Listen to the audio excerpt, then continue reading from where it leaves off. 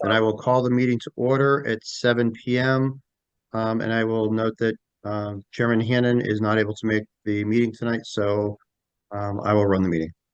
Bruce, can you do the roll call, please? Will do. Robert Hannon, Richard Berlandi, Here. David Fox, Here. Robert Eisner, Here. Neil Kelsey, Present. Mark Simpson, Here. and Ned Stachin. Here. Thank you. Okay, so our first item of business is Farmington West Estates LP. Do we have someone representing the application? Yes, Mr. Chairman. Good evening. James Iogus, 104 Bellevue Avenue. I'm the attorney representing Farmington West Estates on this application. Obviously, we've been before this commission a couple of times in the previous months regarding the wetlands issues and the modifications and adjustments that we've made to the plan.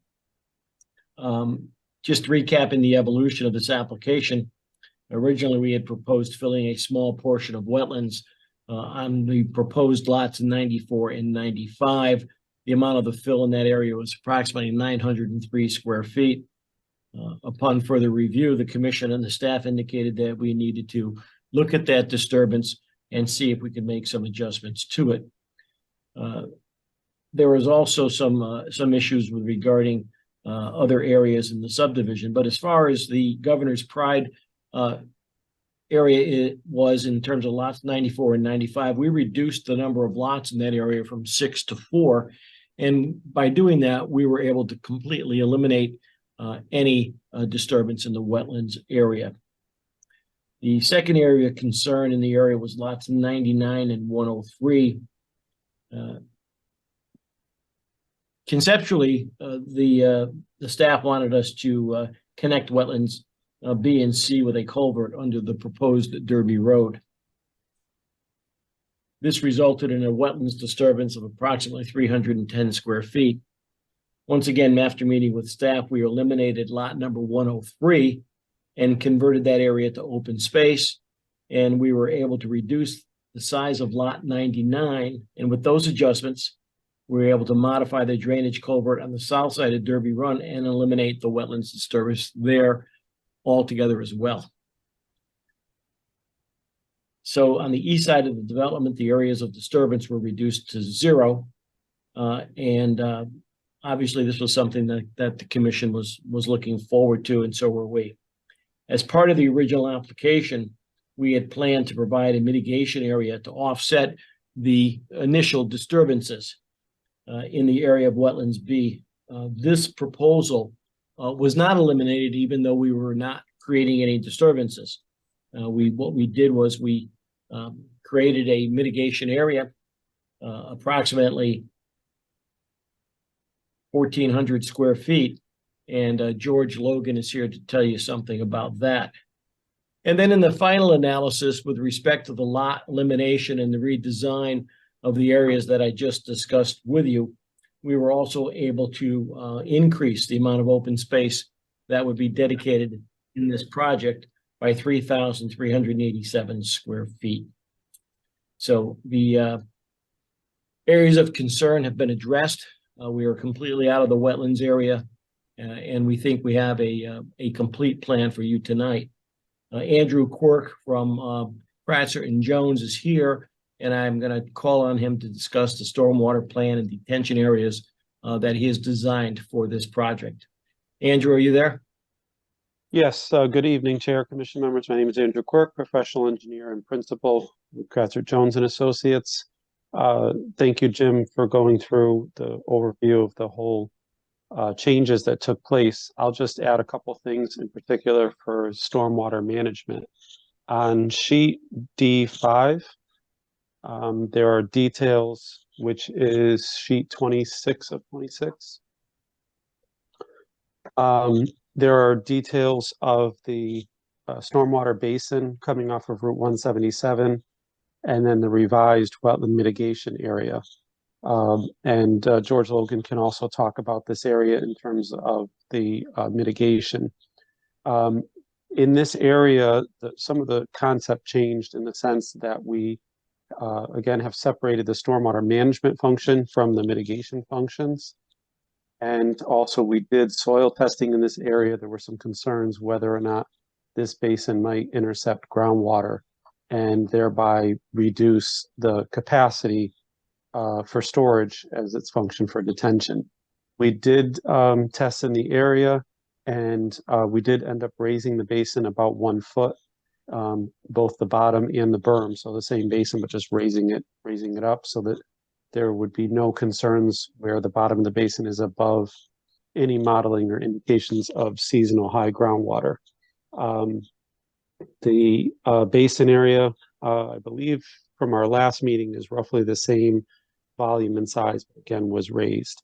And then further south is the separate wetland mitigation area.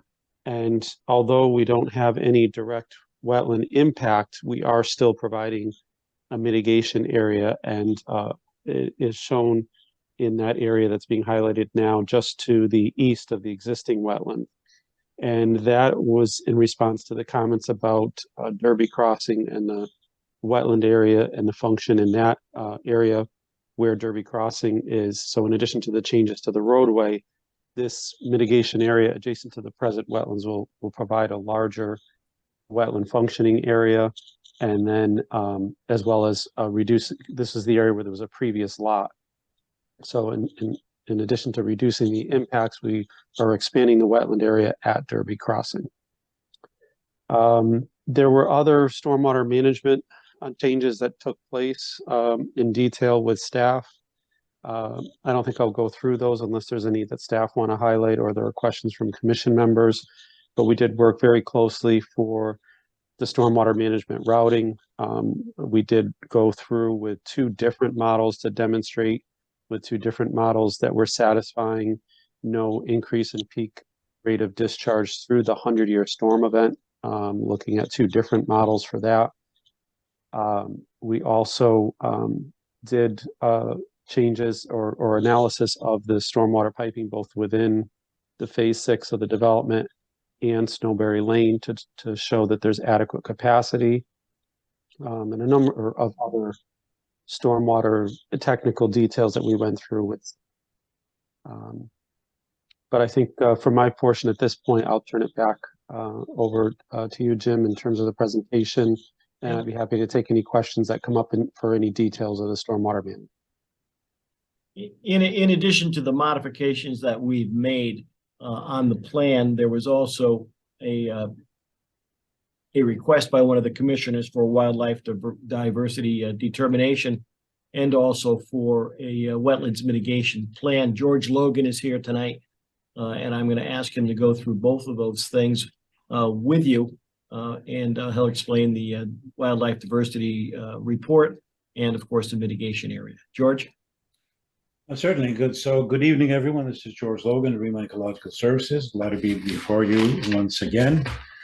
So on the first matter, we did query the Connecticut DEP.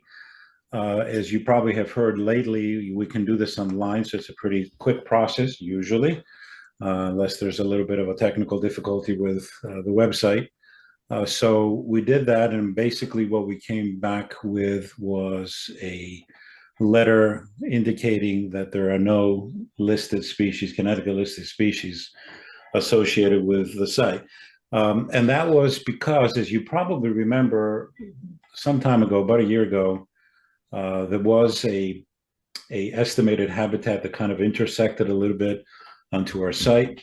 But I think with the information that we provided, or the information that they now have, they realize that that is no longer the case. So that particular issue has been vetted at this point.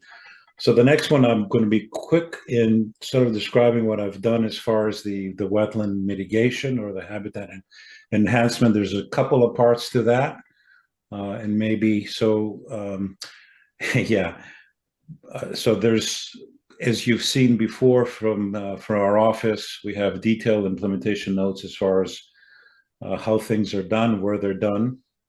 This is the area that's next to or to the east of wetland B. which is right there. And there's two components.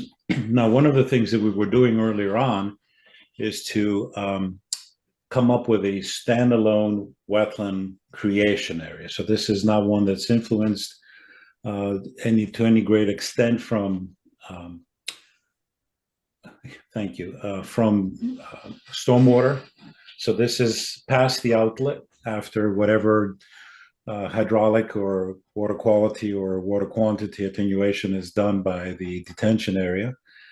So that's the one that's further down. So that's 1,144 square feet. We expect that to be saturated. We have a sump, which probably is going to be seasonally flooded. And we have planting scheme for that. But in addition, the green shaded area that you see, I thought I'd take advantage of that. This is kind of an unusual situation where often what you see is a detention area or water quality basin that's doing exactly that. So it has two major functions, water quantity and water quality. And so we don't really like to double dip as far as habitat enhancements and restoration for detention basins, even though we very often plant them up. In this particular case, there's not as much compared to the true kind of detention basins as far as impervious surface that's being coming into it. Obviously, you have a cross pipe, and so there's less impervious surface than you would typically, but this is more to attenuate the water quantity aspect as it goes through the site. So in essence, what we ended up having is another opportunity to create wetland habitat over and above the 14,144. And so altogether, we'll have a little over 6,000 square feet of wetland habitat. Now, as Mr. Quirk said earlier, we raised this basin so that it's above the existing seasonal modeling so that it doesn't affect the water quantity function of this area. However, as you probably know, when you concentrate water into an area and you restrict an outlet, you tend up to wetting an area and actually creating proper hydrology for wetland vegetation. So this is going to be typically a saturated area, or the groundwater will be within 12 inches or so during a large portion of the growing season. So therefore, you have wetland hydrology. Plus, you have those two little sumps, which those for certainly will have the right hydrology. So the planting scheme concentrated in saying, okay, this area is probably going to be more of a facultative wet type planting area, whereas our wetland mitigation of 1,444 feet will be more on your facultative wetland, wet and to obligate as far as the spectrum of hydrophytes. So that's been accommodated. So if you go to those tables, Bruce, which I think are above this particular areas, kind of, and maybe enhance them a little bit as far as so we can all see them. So these are for both the areas. And Old one, just the new one you just sent me right here. no, not the new one. That's the next one. So the one that came with the package we were just looking at. This one here? That would This is table yes, one. that would be it. So as you can see, I don't have a lot of large shrubs, small trees, and full-size trees. Obviously, you don't want to do that with a detention area because it would potentially compromise its function. But shrubs are not an issue. So if you go down, you'll see the number of shrubs under table 2, which is a good amount for that area. And then if you keep going down, you will see that we have some plugs, and 550 of those are plenty. And on top of that, we have the specialized seed mixes that you folks are familiar with that we typically use. The other mitigation that we talked about to do was, now we're going to the east side, and you probably remember that we have that sort of man-enhanced, man-influenced watercourse on the western portion of the site. So a bunch of lots that are abutting that. And one of the comments that were made some point was, can we do something to populate that buffer that's going to be within the setback area So we have a little more of a screening and a habitat function to it. So tables 5 and 6, which are the ones that you were showing earlier, that was the separate one that I sent you. There we go. So that gives you an idea, and it specifies which lots are going to be. So if you go down to the notes, you will see that we have 94 to 98, 107 to 112, and 80 and 86. So some are on the, a lot of them are on the west side, but there's of course a few that are on the, also on the western, eastern portion of the site. So in essence, right at the edge of disturbance and above that, we're going to be planting these kinds of shrubs, and that all will be under supervision of a wetlands professional, as usually is the case. We don't necessarily specify in these kind of habitat enhancement scenario where things are going to exactly go. We hatch out areas for seeding and so on, but that's usually under the purview of the wetland scientist, the wetlands professional, who now scopes out the final grading per the plan and then can specify where these plants are going to actually go. Sometimes we have to do a little more than that, as we've had before this commission for other situations which needed to be a little more specific. But I think in this particular case, this is the typical situation that you see. So that's kind of where we're at as far as my input at this point for the new stuff that we produced. And I'm here to answer questions on these materials or any other materials that have to do with our company that were previously submitted. Thank you, George. And finally, some of the comments from the commissioners along the way and from staff had to do with sumps, sump pumps in basements, roof leaders, road depth, and upland review area. And Sev Bovino from Kratzer and Jones is here, and he's basically the site development guy who's put this plan together. So I'm going to call on Sev to basically go through his efforts in creating this plan. Sev? Sev, here you go. You're muted, Sev. Can you hear me now? We got you. Yes. Thank you. Good evening. My name is Sev Bovino, planner, Kratzer Jones and Associates. Represented the applicant. From a planning standpoint, to give you an update to where we were and where we are today, is we basically reduced the wetlands filling to zero. The plan in front of you has no wetlands filling. We have a mitigation area, as discussed by George and others, of 1,444 square feet. We removed one building lot from the subdivision. We have reduced the grading needed on the east side of lots 94 to 103. A conservation easement was developed to cover the entire wetlands area, plus a few feet past the wetland limits, as recommended by Bruce. A formal stone wall was added to the rear of the houses to the east and to the west near the wetlands area. The road drainage was lowered to allow the footing drains to be gravity for most of the houses except 87, 89, 91, 114, and 122. Two of these homes are not near the wetlands, 114 and 122. And there has been discussion that we may look into that too and see if we can extend the drainage to reach those two homes. I did take test pits in those areas, and that is a sand and gravel area. I don't expect any problem with groundwater in those two lots. Most of these are away from the wetlands. Lot 94 and 100, the houses will be on a slab. We already decided on that. Test pits, additional test pits were taken in the area of concern to determine the water table. In one day, Bruce was with us in the field while we were doing the testing. The data that we found is listed on the plans.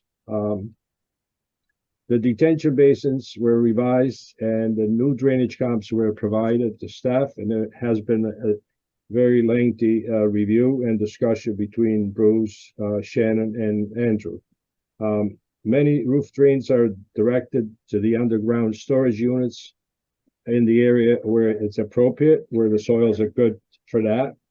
And this will provide groundwater recharge, taking the relatively clean water from the roof area.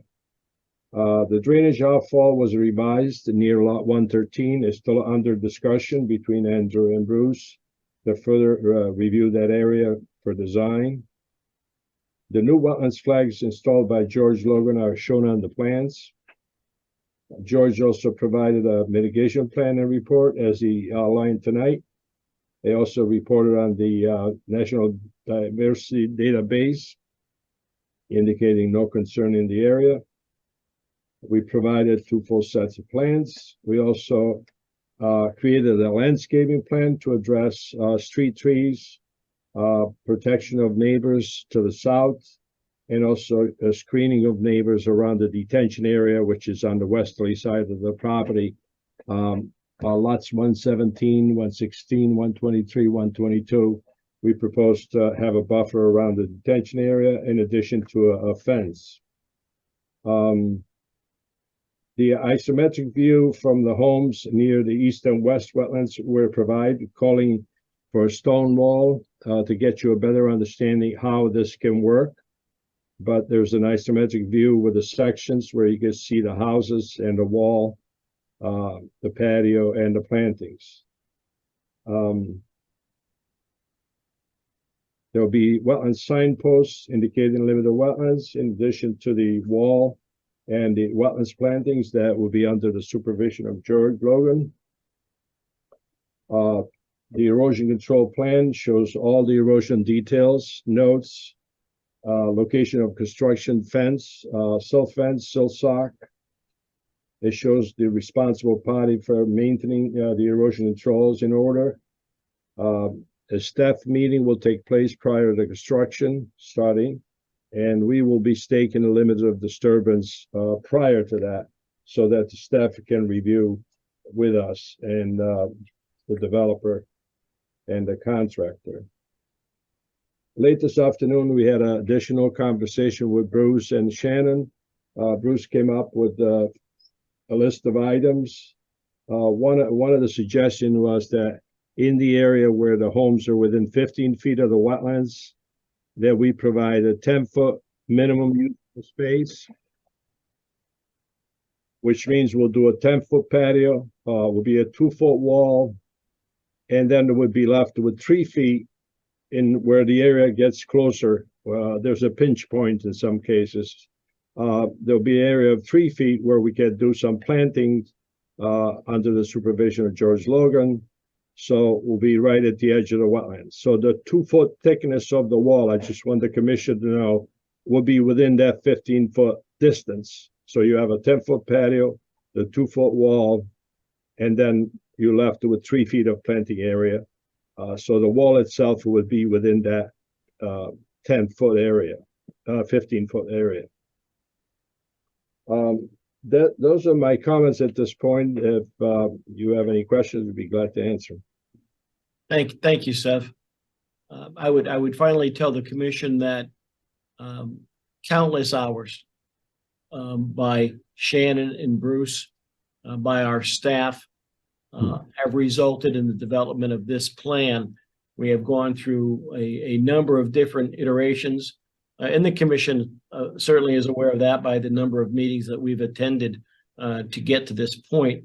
We believe that this is the most reasonable and prudent alternative for this site. We think it's responsible, and we'd ask the commission to approve it this evening with conditions as set forth in a memo from Bruce and Shannon to us this afternoon. And we'll be happy to answer any questions. Thank you, Attorney Ziogas and the presentation team. That was very comprehensive. Before I go around and see if there's any questions from the commission, Bruce, would you mind maybe recapping the memo that you sent out today, because it didn't provide everyone a lot of time. That way, if people didn't have a chance to read it, you can brief the Yep. commission. Thank No you. problem, and I apologize for that, but we got the plans late last week. We've been tirelessly putting this review together.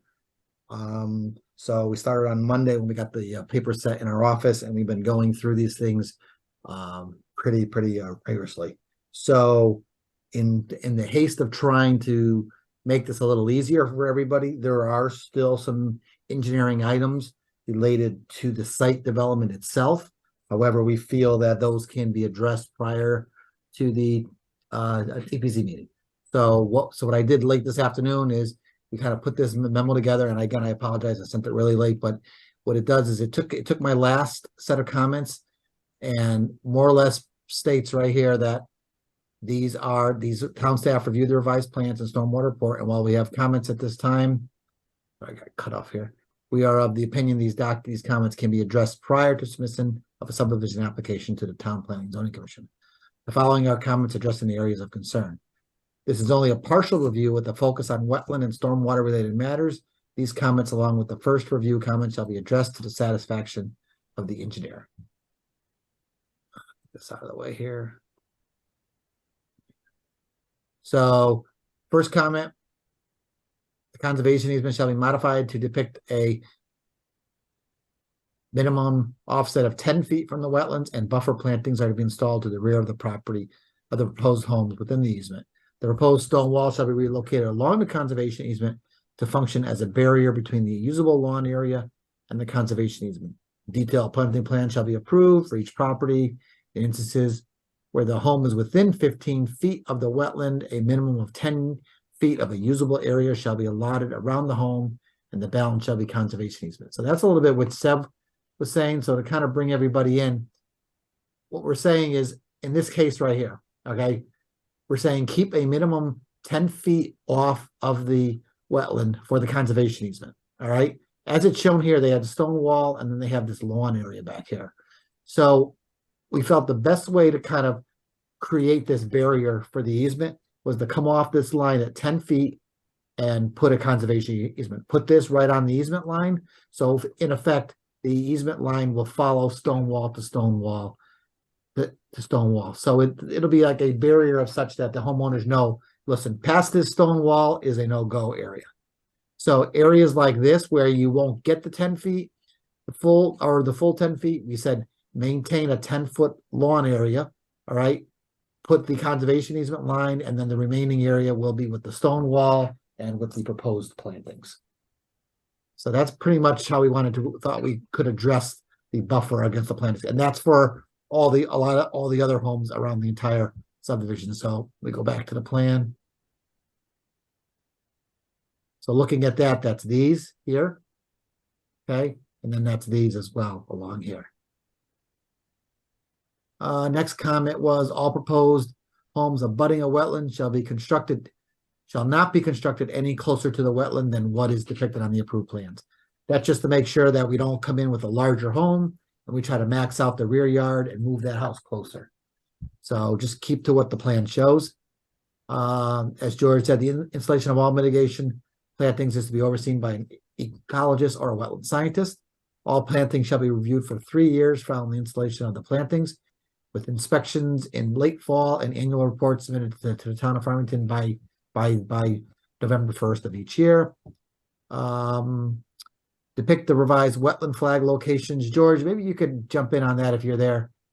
I know you guys had made some tweaks over here, and those are reflected, but there was some changes in this area, I thought, but I didn't notice any changes on the plan. Yeah, there were two or three flags, as I recall, that were A, B, and C. Okay. And they were right there in that wall behind. That's what I thought. Okay. Yep. Yeah, I don't think they were picked up by the survey, so I think they were I in a little actually- bit. I saw them in one plan. I don't think they're showing you? here. Okay, I couldn't find them here. Yeah. So let's just make sure we confirm where those are, and if we need to tweak anything, we do. All conservation easements shall be labeled as open space to the pertinent homeowners association, and with a conservation easement over the area in favor of the town of Farmington. And now there's some drainage easements. There's some mailbox areas, so those areas should just be cut out of the conservation easement, just to make it clean. This is for the redesign of the stormwater basin. Redesign of stormwater basin to the rear of lots 123 and 124 is to adequately protect the surrounding properties while also accommodating the required detention and provide for zero increase in runoff from the development for the 2 through 100-year design storms. So that's over here. While it shows that it meets the zero increase, we do have some concerns with the flooding, with the flood elevations and the proximity to the homes, as well as the basements, as well as the major disaster. If we get the 100+ storm, where is it going to go? Making sure we have a defined channel that it doesn't blow out and affect any of these homes. So while this is outside of the wetland area, we felt that this is something that we could just tweak and work on with the designer consultant and make this a little bit better. So that's what that comment was about. And then to confirm the existing storm drainage system in Snowberry Lane can adequately accommodate the 10-year design storm from the proposed project limits to the outfall in the water quality basin. So we did not get a chance to finish our review on this, but they did submit some of this, so we're going to finish this off. But just making sure that this drainage system in Snowberry all the way down to the water quality basin can adequately handle the increase in the flow. Or sorry, I don't mean the increase in the flow, but the flow from this development, because we will be doing a detention system. So revise the roof leader systems to accommodate a minimum of 1 inch of rainfall. So we talked about that with them. Additional test pits shall be performed between Saratoga and Governor's Pride. Looking at that, we just felt, let's just make sure, again, they've got the equipment out there, so we can easily probably go back out there easily and just make sure that none of this groundwater, because there is some groundwater here and there's none down here. So maybe just running a little bit here just to make sure, we are not getting, this groundwater does not infect any of these homes. So that's fairly simple. And then this is the one we had talked about. Lot 94 and 100 have been revised to a slab on grade construction due to the presence of high groundwater. Further review of lots 95, 96, 103, and 105 should be reviewed to determine whether they can be raised so the footings are above the groundwater or converted to slabs.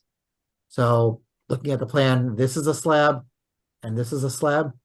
So looking at the test pit information, there's I think there's 2 lots here, and there's a lot in this lot as well as this lot. There's some groundwater issues where the footing drain will be into the groundwater.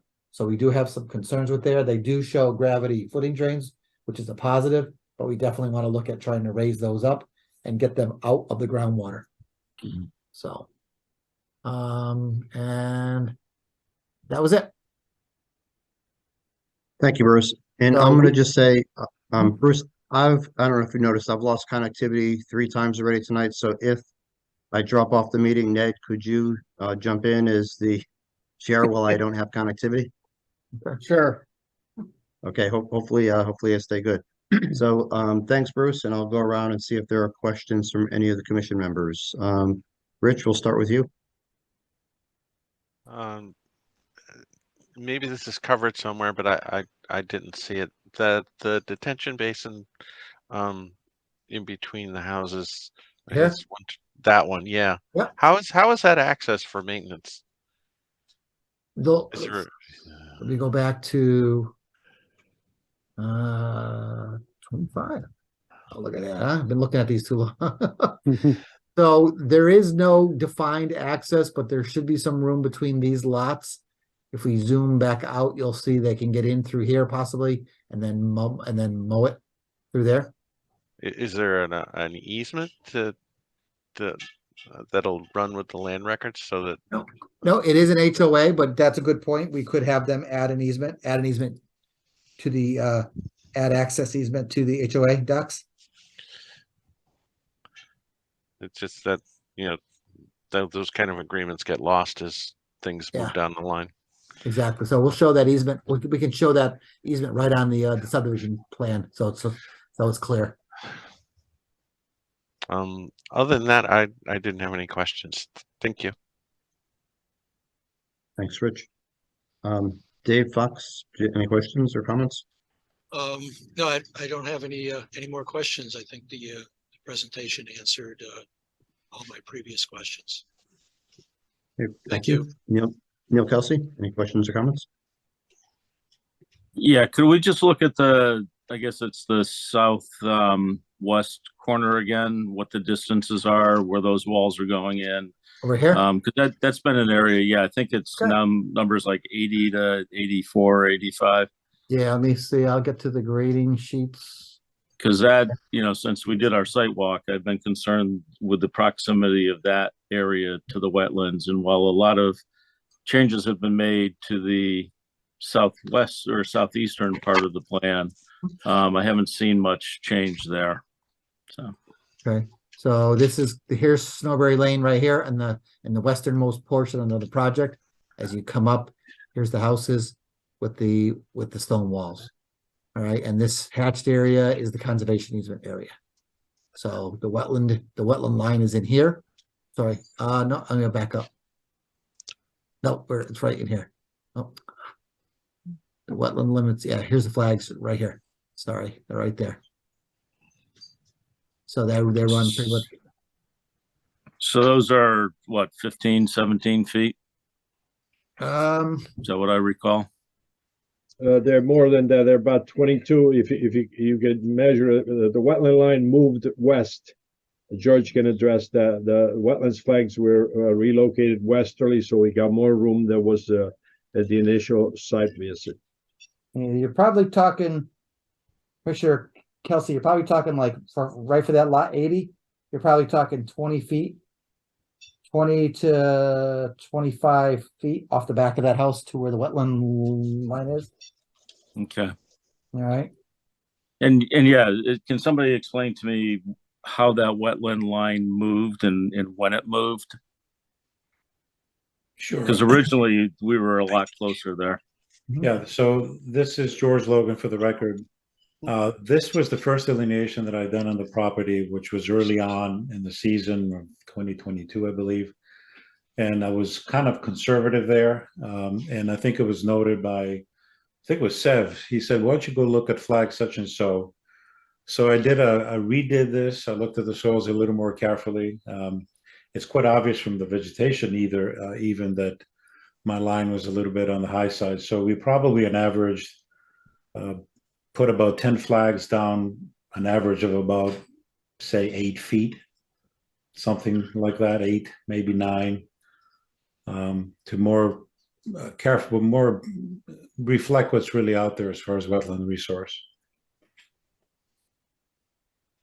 I measured it's about 20 feet. If you remember from the site walk, this was that pile of stones through there. I think that was pretty much, if I'm correct, that pile of stones that was there was pretty much the clear delineation between the wetland and the non-wetland, more or less. So Thanks.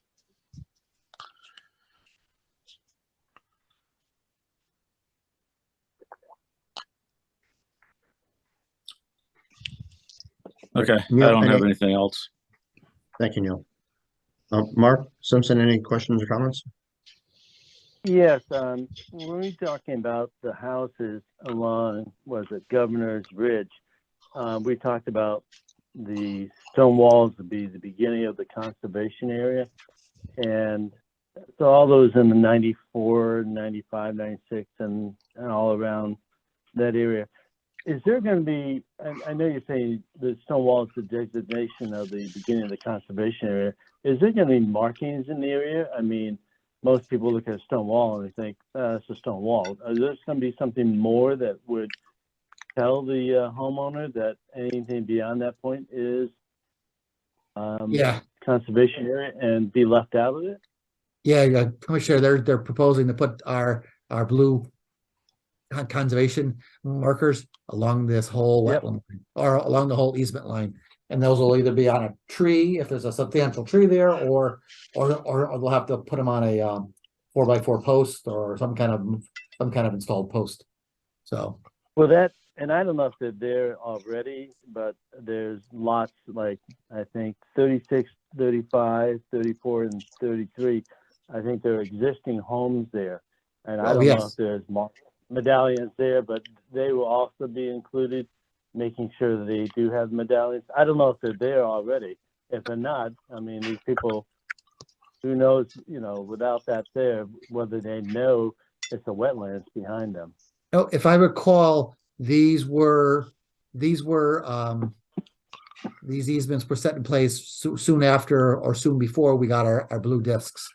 So if I'm almost positive this area has been marked, and I think this easement has been marked as well. But definitely, if it has not been marked, we will look at it at whole and make sure that they get remarked as part of this whole inner circle. And I mean, that's fine with the obviously, applicant. obviously, I figured that the new development would be taken care of, but I was just a little concerned about that especially those three homes, 33, 35, and 34, if there was no medallions, that they would make sure that they get taken care of. That's all. And what I usually make sure is that when this whole easement or this whole open space is deeded out, this line, we'll have markers here along this entire thing here, just to make sure, and maybe we'll even probably throw some along the road edge of Plainville Avenue, so it's clear, So, and those as I said, That's comes all the way great around. because, it's great because, it doesn't mean somebody couldn't come along outside this community and dump, I mean, it's been done in the past, so Yep. it'd be good to have some protection there too. Yep. We All agree. right, I appreciate it. Thank you. You're welcome. That's all, Mr. Chairman.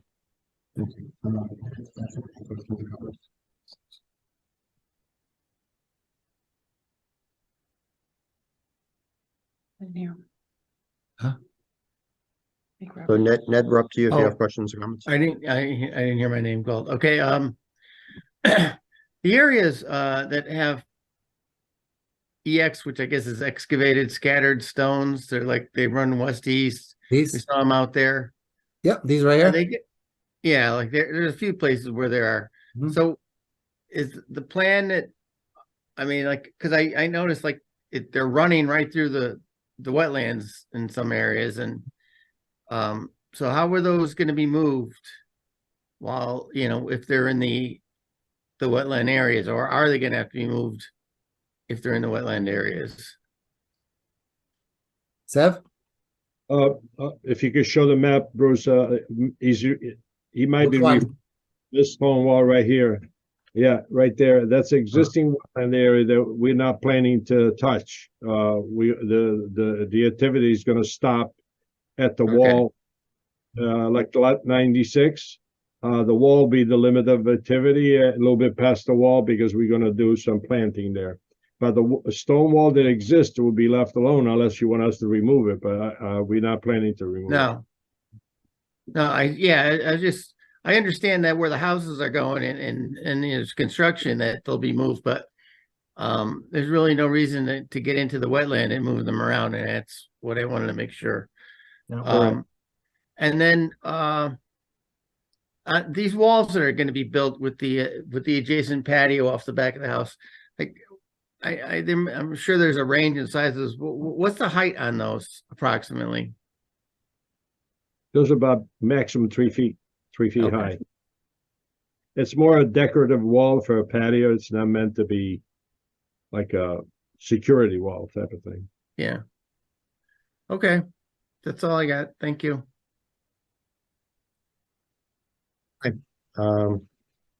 So with that, I think I don't have any additional questions. The one comment that I would make for the record is similar to that at a previous meeting, that this site has a lot of unique circumstances and a background. So any decision that's made with this property, I wouldn't view as precedent setting and suitable for other developments. I think the commission over the time of this application has generally expressed some concerns about the overall density and intensity of development. But I think there has been a lot of time, energy, and thought given by the applicant to make adjustments to respond to the commission's concerns. So the point I'm making is I don't view any potential approval as precedent setting for any other proposal.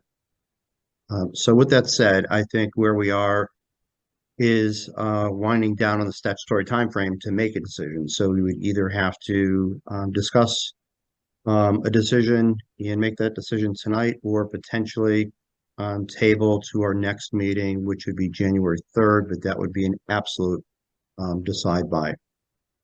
I think we probably have enough information in place, and Bruce, I appreciate the time that you and the other staff put in to generate the final review and memo. I know you apologized for getting it out just before the meeting, but I know it was a Herculean effort to get through all of the changes and get the memo prepared. So I think for the purposes of discussion, we could consider a motion if it were to approve, which would incorporate inclusion of the 11 items from the staff review memo dated December 6th that would need to be addressed to the satisfaction of the staff as a precursor to a planning and zoning approval. And then we did talk about a few additional items in our discussion tonight that would include adding the conservation easement onto the plan and homeowner association documents, and adding additional medallions, particularly in the area of lots. Was it 32 to 34? I mean, any clarification on the lot numbers? Yeah, 33 to 35. These right here. Thanks. Okay, 33 to 35. And I think those, from my recollection and notes, are the only other items that we talked about tonight. So if we were to move towards approval, if there's any other suggested conditions from the commission, it'd be appropriate to raise those now. Mr. Right Chair, away. the right of way to the detention pond. The maintenance easement, yes. Yes. Yeah, that was actually the first addition that I meant to. So thanks for the correction, Rich. Yeah. That's what I meant to say. I knew that. So if there's no other suggested conditions, then it could be appropriate to have a motion, could be to approve with conditions, or it could be to deny, or it could be to table. Mr. Chairman, I just want to ask Bruce that, you got so much information late. I want to make sure that you don't feel pressured to get this done, because, I mean, if the information comes in late, we have the opportunity to look at it, to vote on it next time. I'm ready to vote, but I just want to make sure that you're comfortable with the letter you wrote, and that if all those are inclusions, all those items are included, and that and the few things that we discussed in the meeting tonight, that you're comfortable making, that you'd be able to do and make sure that all the things in your list is addressed to Bruce. Yes, sir. Yes, yes, we are comfortable at this point. We have spent many hours on this. I mean, countless hours. I've lived and slept this thing for the last, or sorry, I did not sleep. I very much lived this for the last 3 days full, getting into this thing, working late, trying to just get a handle on what's going on. We spent about a good 2 hours of staff time today.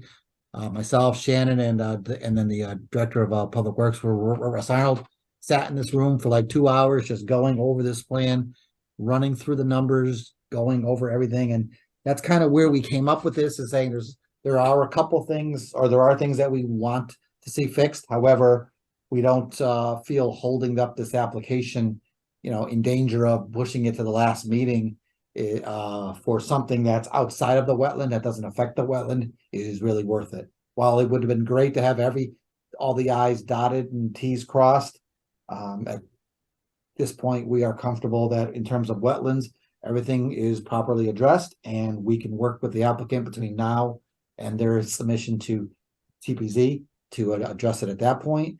And then TPZ will have their chance to bite at the apple at that point, when they go through it. All right. Okay. Ned, I appreciate you raising the double check, because it was an excellent point, and I too would not want to have staff under undue pressure, but I also recognize if we don't vote tonight, January 1st is a holiday, so we're coming in they're coming back to the office, and I imagine staff will have some time off between Christmas and New Year's.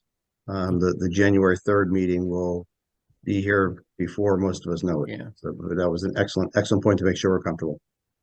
Yeah, with their answer that they're comfortable doing this, I'm willing to make a motion to approve with the conditions that need to be met from the town letter dated December 6th, 2023, or 20, yeah, and with the items with the right of way for access, right of way access to maintain the conservation area and anything else, and the other items that we discussed here at the meeting. Thank you, Ned. Is there a second? Second, Mark. Thank you, Mark. Okay, we'll call the vote. All those in favor signify by saying aye. Aye. Aye. Aye. Opposed? I'm opposed. Okay, so we have Bruce, help me out. I should have checked this first. We've got 5 to six. 1. Yep. One, Yep. two, three, All four. full voting members, so it's Yep. it is a 5-1 motion carries. Yep. Thank you, everyone. Thank you, Mr. Chairman. Thank you, Commissioners. Bruce, Shannon, thank you. You're welcome. Thank you. So Attorney Ziogas, the burden is back with you to catch up with staff and make sure you get all those items addressed before P and Z. We're working on it. We will. Thank you. Okay, everyone enjoy the holidays. Thank you, you too. Thank you. All right, we'll move on to item number 2, Dan Dornfield, 17 Cedar Lane. And Dan, thanks for your patience. That was a long time to wait to get to your application. Thank you. Not a problem. Thank you. Mr. Dornfeld came in the office last week, wanted to look at expanding his deck off the back of his house. So here's Cedar Lane, here's his house. He wanted to put a deck off the back of his house. There's a wetland down through here as it flows down and goes into a pipe. So I think we said pretty much agreed that this edge of lawn was a good area to gauge it on. So if you look, the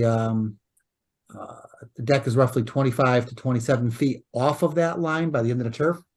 So it is an existing lawn. It is existing lawn area. He mentioned that they're going to go look at doing those techno posts, where they come in and they screw those posts down. So there's really minimal excavation. So I felt, look, it was close enough to the meeting, so I felt I would just run it by the commission. Felt if they had any concerns, any questions, and maybe vote on this as being an incidental use to the property.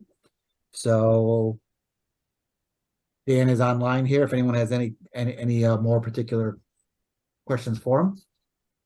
Sure, and we'll go back around and check with the commission, and we'll go in reverse order this time. So Ned, any questions or comments? Yeah, are you building this as an addition onto the existing deck, or are you taking the whole deck out and putting in a completely new deck? There was just a small landing to get down to the ground before.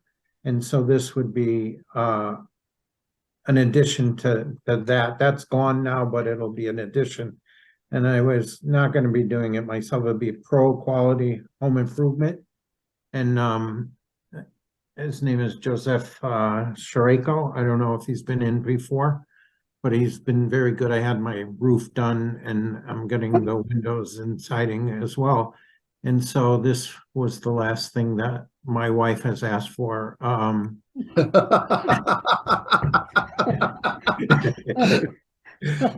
So You guys got to approve it now. I lived here for December 15th, 81, so 42 years without the deck, but we're going for the deck now. Okay. You held out for a long time. Yeah, that's all I have. I would lean towards that this is an incidental use for enjoyment and recreation of the property. Thank you. Thanks, Ned. Mark, questions or comments? I was going to be asking the same thing, if there's something existing there and everything else. I'm just looking at the picture, just have a question. is that a boat sitting parked in the back of the yard? It is. I just want to know, usually boats have things in them like gas and things like that. I'm just a little concerned that's close to the wetlands, if there's any leakage, how that would affect the wetlands. That's all. Yeah, Maybe you can explain. so there is no gas in there at this point. And that boat actually needs to be gone too. It was Is that my, another request? pardon? No, Sorry, go ahead. that was actually, that was a neighbor thing, and we have new neighbors, so the boat's gonna be gone. It was a rough last 15 years, which I don't know. I mean, I couldn't even walk in my yard without the neighbor calling you guys saying I didn't have enough trees and this and that and the other thing, as you could probably look through the like many notices that I got. I parked the car. My son actually parked the car on the lawn because the street was eroded, and he came and started screaming at me, so I called the police.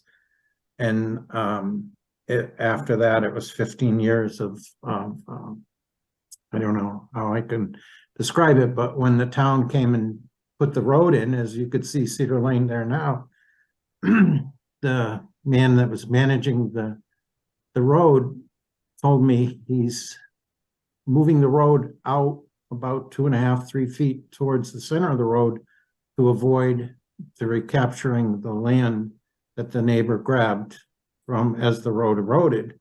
And if you go to the end of the street and look up, you could see the mailbox in the next house. Everything is back about the 3 feet. And now the road is no longer the full width, but I guess it's adequate for everybody. But it just put it simply, it was a tough 15 years. Well, I'm sorry to hear that, but all right. Well, that's my concern was about the Yeah. boat and whether there would be any potential problems. But I have no further questions. Yeah. And one thing, what I will say in case anybody else is asking about the boat is, after the frost this year and the ground solidifies, I will be removing the boat. Yep, thank you. Neil, any questions? Not for me, thanks. Okay. Dave, any questions? No, I have no questions. Certainly seems to be an as of right incidental use. Okay, Rich, any questions? No questions. Thank you.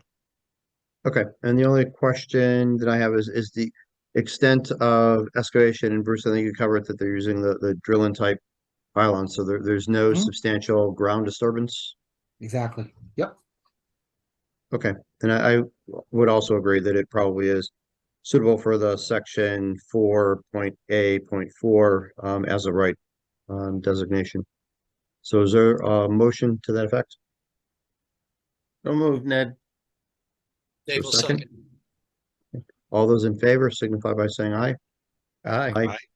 Aye. Opposed? Okay, motion carries 6-0. Thank you very much. Okay, enjoy the holidays. You as well. Yeah.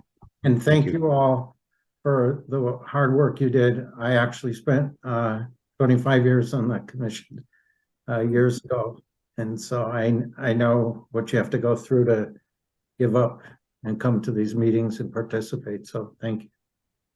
Well, Dan, we're always looking for new members.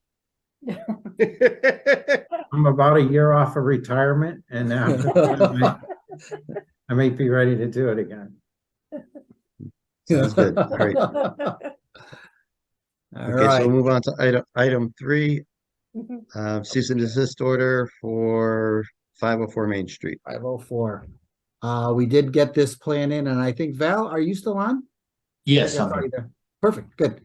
Yeah, we did get this plan from his surveyor / engineer. It does show we were, if to bring everybody back in, if you recall, this was the wetland area. okay, or the wetland flagged area. The consultant had come back with some plantings along here, like a 25-foot or so offset through here. All right. The commission had then questioned the number of plantings that were being installed versus what was there. So there was some back and forth going, trying to, looking at aerial views, trying to determine how many trees, what kind of vegetation was cut. So the last call from the last request from the commission was, look, show us some kind of what you plan on doing here. So the applicant had discussed possibly doing a parking lot there. All right. So we all agreed, or the commission had agreed and said, look, we understand we don't want you putting trees throughout the whole area just so you can cut them down, when you build a parking lot. So that was kind of the intention of doing something with this to say, hey, what can we put in here? So with this, the next step would be, all right, so what do we do for plantings as part of that? Now with this, we would have to also take into consideration that, look, if this parking lot does get built like this, and we have not vetted this thing 100% because there's like landscape requirements, there's offsets, and there's going to be some water quality and stormwater quality as well. So this would, some kind of stormwater or water quality would need to be constructed to treat this water before it went into the wetlands. So that could be an area, maybe down in here, something up in here, maybe, and this would all pitch into there, designed large enough for that. So we do have that existing state easement that runs along this area right here into the, eventually outletting into the river. And the applicant has mentioned that they're be coming back in the future to replace this concrete wall because it looks like it is starting to fail. So at some point he's going to want to redo this wall, and so that's in his future plan as well. So there'd be no plantings in this area, definitely, because of the pipe. So maybe it could be something along the front and this side in here, maybe do something, maybe focus in down in here where my thoughts. So I'd like to state good, Val, jump in. This parking lot was just something temporary because I'd like to add, and also I did hire another engineer. He's involved already looking at the drainage. Sebastian Amenta, the commission's familiar with him. He's involved now. So I'm not exactly sure where everything's going to lay out.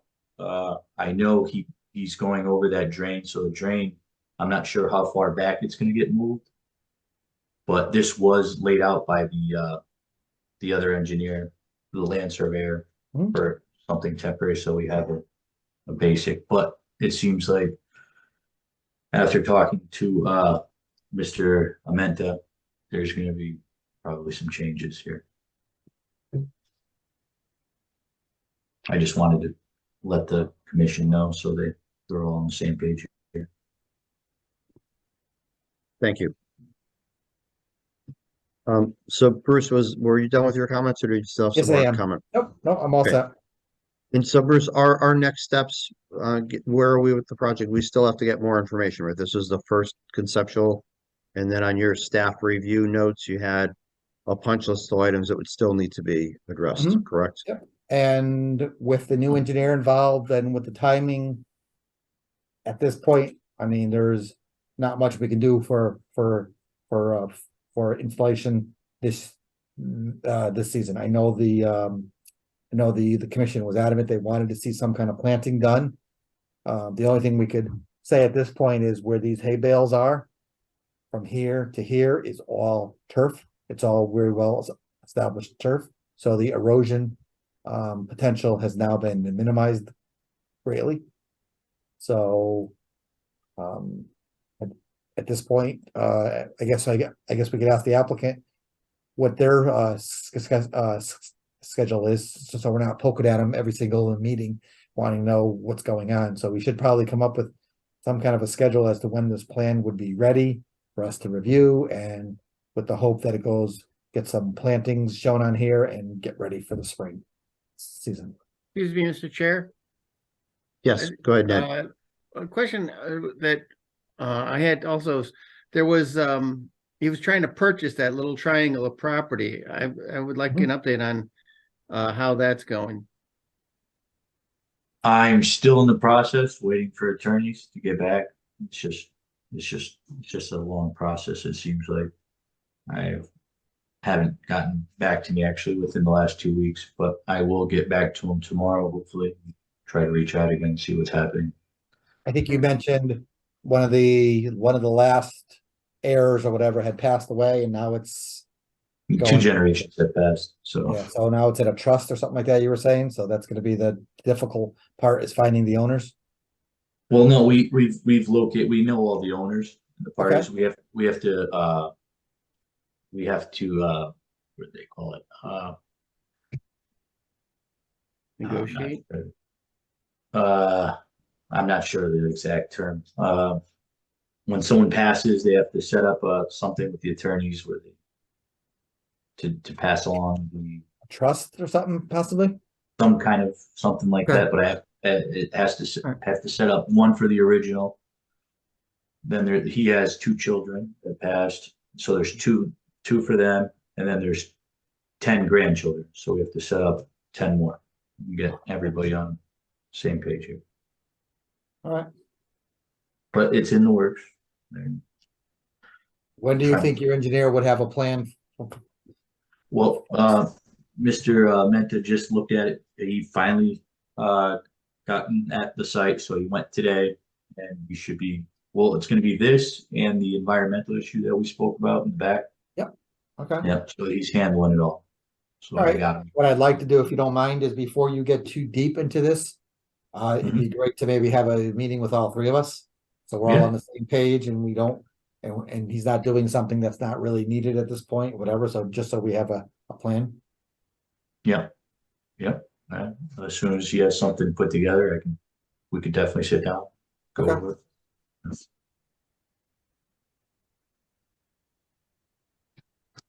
Are there any other questions or comments from any of the commissioners?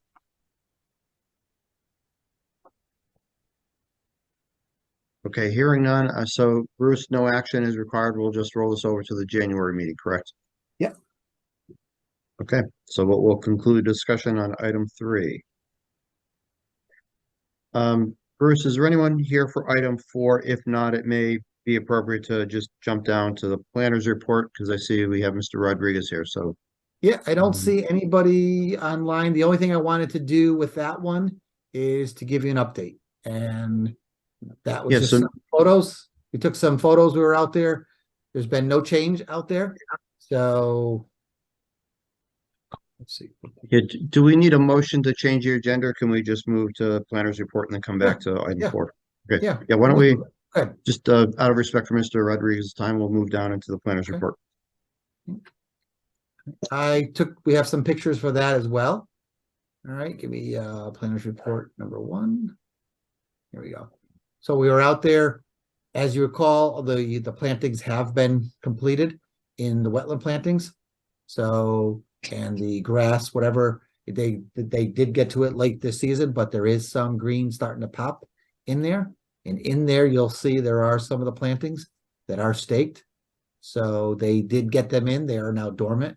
So these will be under review, and we'll be getting a report next year on them. Also, one of the last final things that was addressed or to be addressed was a screen of arborvitae along this. There was supposed to be arborvitae along this entire area here, and as well as along the back.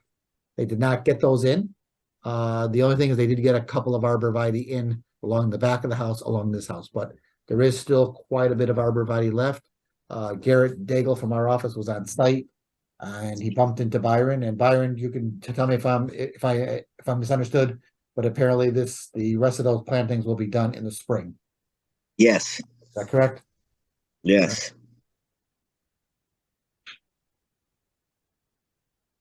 Hello? Okay, thanks, Bruce. Yep, I Yes. got you. Yeah. Thank you, Mr. Rodriguez. You're welcome.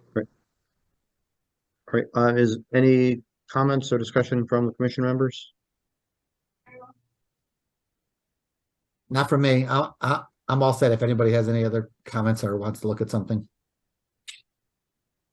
Okay, I'm not hearing any, so I guess Bruce, you'll just continue to work with Mr. Rodriguez and monitor the progress. Hopefully it's a mild winter and none of the work that was done is, lost to Mother Nature and we keep making progress. Exactly. Okay, Thank Mr. you, Rodriguez, Byron. any questions? I'm Yep. sorry. Any questions, Russ, Mr. Rodriguez? No, I just want you guys all to be happy of the done. That's all. We We're appreciate getting that. there. We're getting there. All right, no problem. Great. Then we'll conclude the discussion on this item. Mr. Rodriguez, enjoy the holidays. All right, thank you. Have a nice day. So Night. Bruce, great. Thank you. So Bruce, will go back to item 4, the cease and desist for 1509 Farmington Avenue. Yes. So these are some pictures that were taken just right after Thanksgiving. So there has been no change out there. And Bruce, has there been any response from the property owner, verbal or written? Verbal. I have spoken with the applicant. While I think we all kind of felt that he would be upset. He was upset with the ruling. So he is looking at his options at this point. He said he would get back to me when he figures out what his next step is going to be. We've tried, just so the commission knows, we've tried working with DEP for assistance on this, and as well as the Army Corps, and it's all gotten, they've all said their limit of enforcement is very minor, so they kind of more or less said that the town is on their, not, I don't want to say on our own, but it's more or less up to us to follow through with the enforcement on this. So at this point, it's in our hands. So fines are continuing on the property. So we will be issuing another set of fines this week for the month of November. So those will be increasing as well. At some point, I think we have to set a timetable for us. At some point, if nothing is done, we may need to push this to our town attorney to determine what our next steps would be, and that may be us enforcing in order through the courts to let the work get completed. So I think we'll have to approach that as it gets maybe after the first of the year if we don't hear back from the owner. Yeah, Bruce, I think that sounds like sort of an excellent plan of action because unless there's a change in attitude or direction from the violator, he's not an applicant anymore because his application was denied. Yes. Unless there's a change in attitude, in vision, we're probably going to have to push to make sure the site is stabilized so it doesn't continue to erode into the river. So I think that consulting with the town attorney on what the most efficient way to compel compliance will be is probably done sooner than later. Okay. All right. So yeah, I agree. Question: Are the fines being paid? No, fines aren't So- being paid. We just I mean, the fines at this point, he gets a citation. At that point, he could request a hearing if he wants, or we can move this to our town attorney, who will take the fines and move for a court action at that point. So, Okay. and again, I think that we need to weigh our options at that point. So, we'll have to talk with our town attorney, get some understanding of the process a little better, and then I can get back to the commission at that point, and we can decide how we want to best approach it. Yeah, and I do think talking to the town attorney sooner rather than later is prudent. He's buying time. He's weighing his options, as you say, and I don't know what those options are, but I imagine he has or could try certain legal mechanisms. And I'm not smart enough to know which comes first, but we should be prepared for all that. And if it helps us to get out in front of it, all the better. Exactly.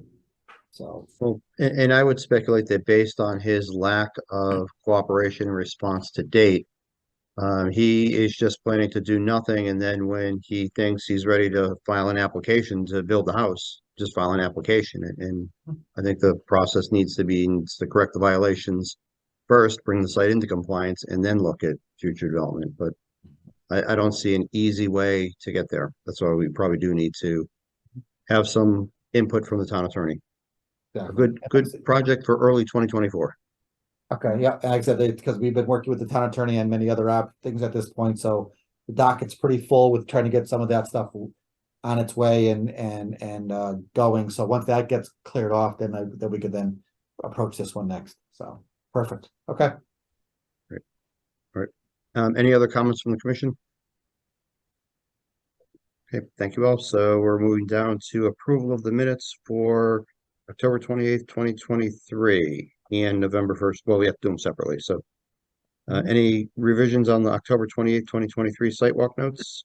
I'm sorry. I thought we were just still talking about the project across from the high school.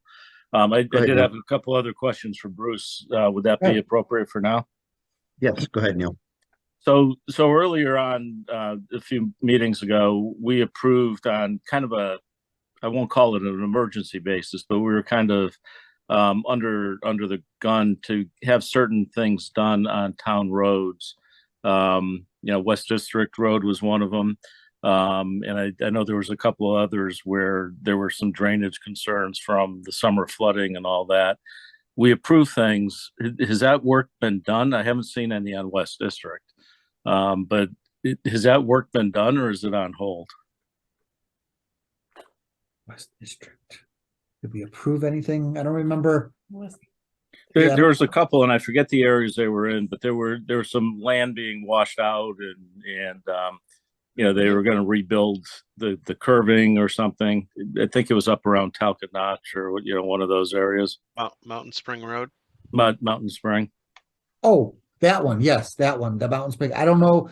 Actually, unfortunately, I don't know if that was done. I think that may be for spring of next year, if I'm not mistaken. Okay, because and the reason I'm asking is we were kind of under pressure to approve those quickly, because they wanted to get them done, and I haven't seen any work being done. So, yeah, let me check on that one. I'm not sure what the where that is in construction. So let me find out. Okay. And you know what I'll do? I won't even wait till next meeting. I'll get an update and I'll send that over to you in an email. Okay. Okay. And the same thing on Burlington Road. I thought that was or West District. Yeah, I think it's Burlington Road. Yeah, Burlington Road wasn't a rush one. Burlington Road was a change in that one's going through the design review with the state as well as our local planning agency. Okay. So that one is going to be bid. That one is supposed to be going out to bid. If it hasn't already gone out to bid, it's going out to bid very soon. And that's going to be construction for spring of 2024. Okay. All right. Thanks. That's all I have. Perfect. Okay. Okay, so now we'll go back to the minutes. Any corrections on the October 28th, 2023 site walk notes? Okay, hearing none, is there a motion to approve the October 28th, 2023 site walk notes? So moved, Ned. For a second? Is there a second? Everybody there? Anybody? Dave will That second. would be Mark. Mark will be second. I think we had Dave in there first. All those in favor signify by saying aye. Aye. Opposed? Okay, we're good on the notes. Any corrections on the November 1st, 2023 minutes? Okay, is there a motion to approve the November 1st, 2023 minutes? So moved, Ned. So move, Mark. Second, Ned. I'll second. All right. Plenty of action. Those in favor signify by saying aye. Aye. Aye. Opposed? Okay, motion carries. So we will adjourn the wetlands meeting. Mr. Chairman, can I Yes. just have a question for Stab Bruce here? We approved last year that development on Copper Mine Road, kind of across from Twin Ponds. And Yes. they were, I remember during the meeting, they was talking about trying to save some of the trees there, and they were, I don't know, it was general. I don't know if they had how much they it sent out anything specific, but I went by it the other day and it's like clear cut. So I don't know. Have you been? My question is, Yeah. have you been there lately? We've been out there repeatedly walking with them every step of the way. I don't recall making a notes to saving the trees, because when you look at the site plan, all right, let me zoom in here. Because when you look at the site plan, and here's just a quick little aerial view, that one of the detention basins that was here, all right, that's a very large detention basin, so that needed a full clear cut here, as well as the basin in the back here. That one was a fairly large basin as well, and that one had to be a clear cut. So the road goes in here, and then the houses come off of here. So as you can see, once you get out of those detention basins, it's kind of an open field at that point. So there's some trees here, but Yeah. the road is roughly here, and there's houses here, and then there's houses here. So there was discussion on trying to go in there and clean up the trees through here. They had done some original preliminary work. So we said once it gets a little colder, because when we walked it with them, there was still some leaves on there. We don't want them going in there. So we said, once it gets a little colder, we'll be able to go in there. The leaves are all down, which is now, and we can walk this and confirm if any more of those trees have to be removed out of the swale, things like that. I thought I remember a discussion. They were going to try and reuse some of the stone that was on stone walls. Yes, they were talking about. We asked them to try to save the stone. I think they're using they looked at it. Some of the stone was not really conducive to a field stone wall. So, but I'll look for the Copmine Road. I'll look for any notes on the saving of the trees. As I said, when you get down to it and you look at the plan, this area had to be a clear cut for the detention basins. This one as well. So it doesn't leave much of the property left. So once you clear cut this and this to put the basins in, it's going to look pretty. You're only left with this and this at that point. So. Yeah, because I understand that some of it was, it wasn't that long ago that it was farmland. So there's, you could see that it had areas that were clear cut for the farming. But I don't remember during this site walk, there were a few trees we thought that, we should try and save, but I don't know. It was a while ago, so I might not be remembering exactly right. I'll take the a way look. I remembered it. I'll take a look at the sidewalk minutes and see what I can find. All right. Okay. Thank you. You're welcome. Okay, so we can adjourn the wetlands meeting at 8:22 and we'll open the Conservation Commission meeting. And first, I'm trying to find my agenda for conservation, and it wasn't very long. Sorry. I had it open right here. Discussion of the Kakiwik. Yep. So conference. anyone go to the Kakiwik meeting? Want to provide any updates for us? Yeah, this is Dave. I did go. It was very interesting. The keynote speaker was a physical oceanographer from Oxford, England. Well, that's where he studied. He's in the United States now, but he gave a very different point of view of climate change and how it's going to affect things from a physical oceanography point of view. One of his points was that the New England coast is going to experience more of a sea level rise because the Gulf Stream, which comes up from Florida, then comes up the coast and goes towards England, the flow of the Gulf Stream will be reduced. So that stream that's taking water away from the east coast of the United States and shoving it towards Europe is going to slow down. So we're going to be subject to more sea level rise. I thought that was pretty interesting. I had some notes. Hold on a second.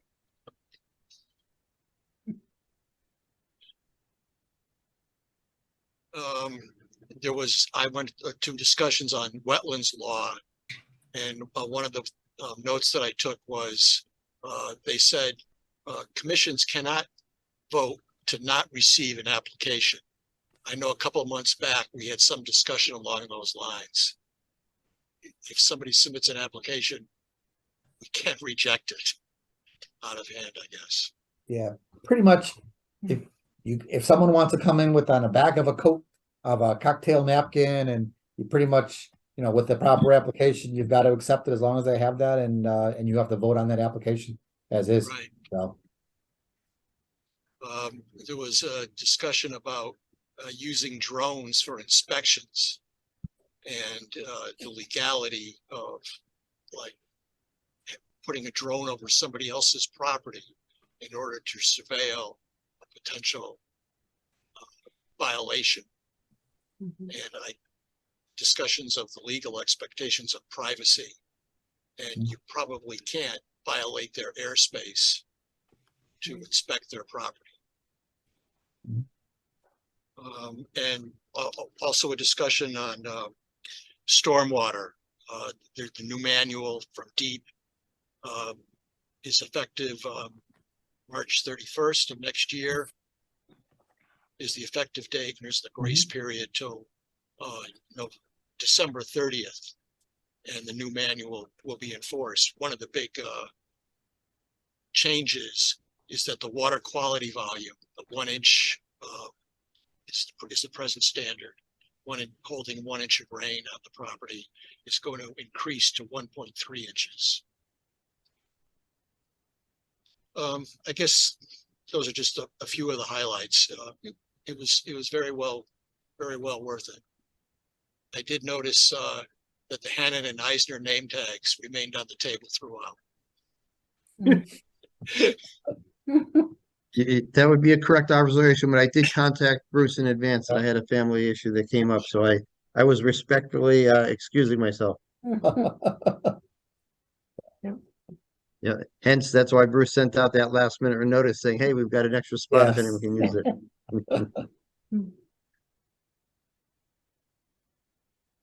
Okay, so was that a wrap on the feedback for the CACUIC meeting?